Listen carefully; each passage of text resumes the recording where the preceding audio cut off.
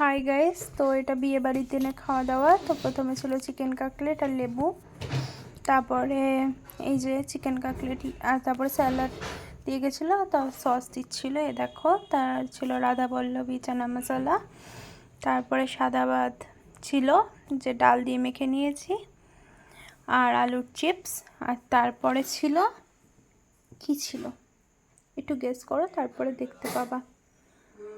তো বুঝতে তো পারছো মাছ ছিল, কী মাছ তোমরা গেস করো। এই যে চলে এসছে কাতলা মাছ। তারপরে ছিল মিক্সড ফ্রাইড রাইস, আর তো সবাইকে দিচ্ছিল এই যে। তারপরে ছিল চিকেন কষা, তারপরে এই যে চিকেন কষা চলে এসেছে, চলে আসেনি মানে সবাইকে দিচ্ছে এই যে আমার চিকেন কষা। তো তারপরে ছিল এই যে চাটনি, লট চমচম, এই যে পাঁপড় দিয়ে গেল।